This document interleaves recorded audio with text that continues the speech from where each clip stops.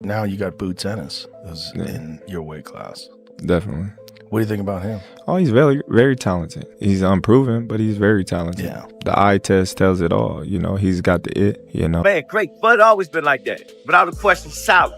You know what I'm saying? Sour. You think there's anything left for him, coach, or is it time for Bud to move on? Or I'm trying to figure out who he gonna fight next. 160, you can see him fight going I wouldn't 160. do nothing crazy. He looked at excellent.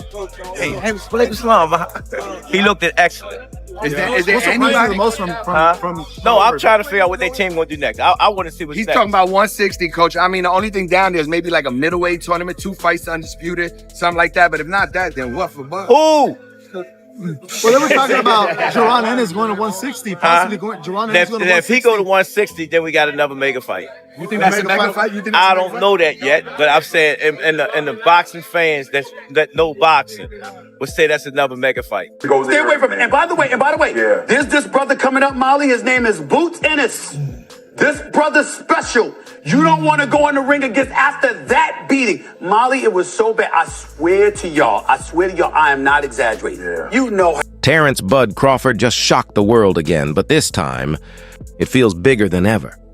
Fresh off the biggest win of his career, dethroning Canelo Alvarez and becoming the first man in history to be undisputed in 3 different weight classes, Crawford jumped on a live interview and said the words fans have been waiting to hear. The thing you said about fighting not being there spiritually, mentally, you think that might have affected Canelo, or that was just a skill difference was too wide?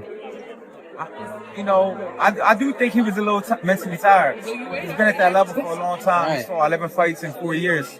That's a lot. Timing was perfect for Crawford. Yeah. He said it himself at the press conference. He said timing was everything. Perfect timing, everything. That's right. His whole career was on timing. He was mentally tired, but you got to give Crawford his credit, man. To keep your mind that mentally fresh and sharp and go out there and perform like that, that's a win itself. Mm-hmm. Not even just beating your opponent. For your mind to be that fresh, come fight next. It's a reason. How are you feeling to be Chris Eubank's trainer, first of all? It feels good, man. You know what I'm saying? I've been in this training before, so yeah, it's good. It's a no-brainer. Of course. Congratulations on the win. What's your first reactions to Crawford's victory? One of the greats of this era, right? Oh, definitely that. You know that. What do you want to see him do now? What I want to do now? What do you want to see Crawford do next? Just do what he at this point now in his career where he could do whatever he wanted to do. Who would you like to see him fight? Any names? Is there any names in particular you'd like to see? It doesn't matter. What about Canelo? Would you like to see him retire? I don't. Canelo's not my responsibility. Okay. He's ready to fight Jaron "Boots" Ennis. That's right. One of the most avoided fighters in boxing. One of the most dangerous young champions in the game. And now the man already called the GOAT is lining up Boots Ennis next. This fight could be a passing of the torch. It could be a clash of eras. Or it could be the moment Crawford proves once and for all he's untouchable. Terence Crawford didn't just beat Canelo Alvarez, he flipped boxing upside down. Before the fight, everyone doubted him. Could a guy who made his name at 135, 140, and 147 really handle a natural 168-pound beast like Canelo? 160. I think Bud should do what he want to do. Are you going to the Crawford parade on Saturday? I believe I am going. Yes, I believe that I am going. I have to look at my schedule and stuff. But Crawford didn't just survive. He dominated. He outboxed, outthought, and outclassed Canelo over 12 rounds to win a clear decision. I couldn't really keep up with him. He was too fast. His footwork was too good. Do you think the scores was right on, or do you think maybe it was a little more towards Bud? What was the scorecards? 115, 113, 116, 112. Yeah, that's about right. Yeah? I feel like Bud damn near basically won every round, so yeah. Honestly. But yeah, that's about right. You can say that. Now, with this accomplishment, Keyshawn, is he on the Mount Rushmore of boxers? Yeah. Yes. Yeah. Yeah? 3-time undisputed. Mm-hmm. He just beat Canelo. Yeah. The face of boxing. So now you can say Bud is the face of boxing. Greatest of all time, or? Greatest of all time. Yeah. I don't feel like it can never be one great, but he definitely one of the greatest of all time for sure. That win didn't just give him Canelo's undisputed crown. It cemented him as the pound-for-pound #1 fighter alive. No excuses, no debate. Crawford is the man. Terence fought a virtuoso fight. Terence never let Canelo get into a rhythm. Terence never allowed Canelo to get anything going, and I didn't think he could do it for 12 rounds. I thought that the first 3 or 4 rounds were going to be difficult for Canelo for that reason, but Terence was able to do it for 12 rounds, and in the later part of the fight, he kind of pushed the fight more than I think people expected, which is the mark of a superstar, man. Jaron "Boots" Ennis has been circling Crawford's name for years. Unbeaten. 34 wins, 30 knockouts. A fighter so avoided at welterweight that guys openly admitted they didn't want the smoke. Boots is fast, explosive, and nasty in the ring.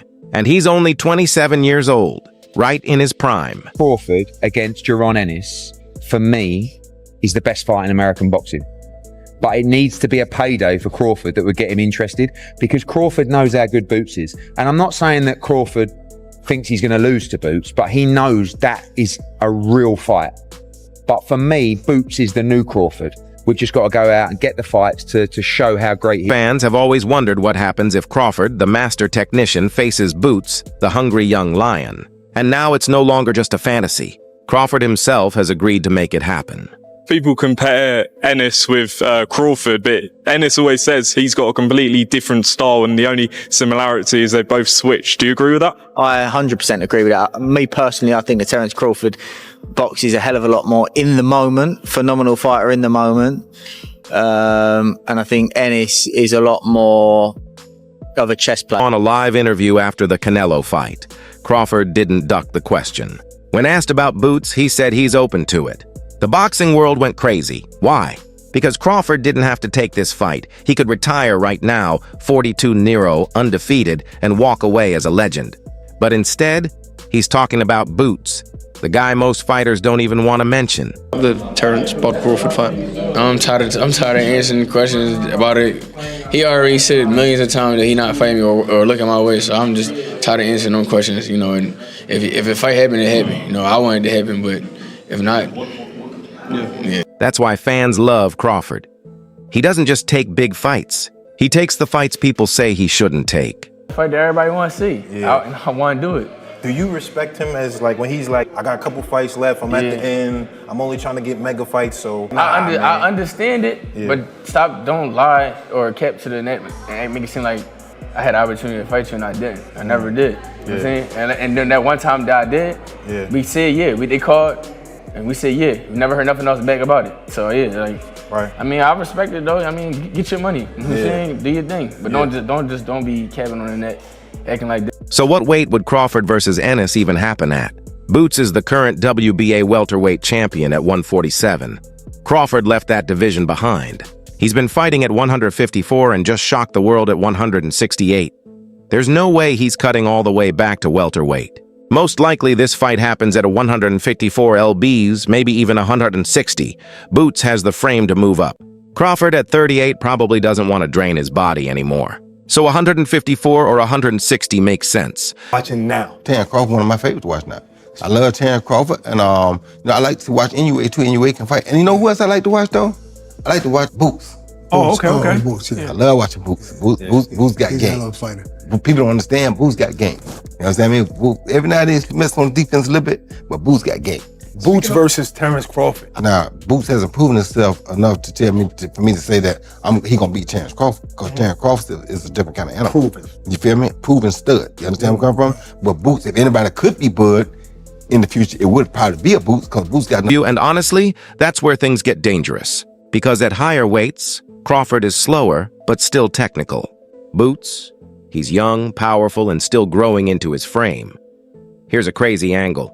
Boots actually helped Canelo train for the Crawford fight.